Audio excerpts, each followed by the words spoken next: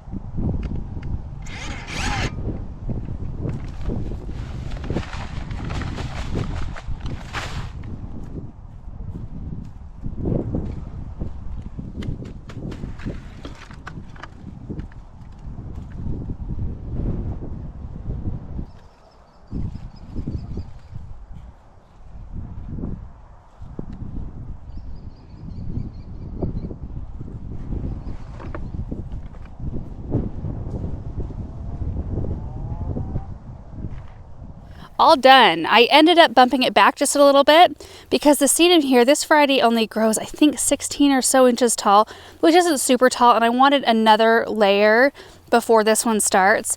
So there's actually quite a bit of space between this and this. I mean, this one will grow out like this maybe, and back this way, right in that region right there. So we'll have plenty of room just to pop something that's a little bit taller so we can have like a graduated stair step going on. So from the front here, you can kind of see how it works in, or how it fits into what's going on here. We're just kind of slowly building, kind of randomly placing things. I'm thinking something either white or purple in here blooming would be really, really nice in between the sedum and the hibiscus. And it's going to be so nice when we get this flower bed mulched. I mean, look at this. Whew. I mean, we'll reseed the grass here, but once we get that nice clean mulch line, that's gonna make everything look really nice. It'll make the plants look better too. And that pretty much does it for this video. I hope you guys enjoyed it. I didn't know if we should film the mulch, but honestly, seeing that go down, to me, I think it's satisfying to watch. So I hope that you guys enjoyed seeing it, and we'll probably show you when we finish up out here as well, because it's just all part of the process, you know, taking this from raw ground and trying to make it into something, I don't know, something pretty. And it was pretty raw ground too, honestly. Like, I don't mind that look, kind of the wild pasture kind of look, so long as people kind of keep the weeds tamed, which our neighbors did. There was never a thistle problem or, you know, anything like that. They were pretty good about keeping it nice. So it was not a bad area to look out on. It just looked like, you know, untamed countryside a little bit, kind of tamed.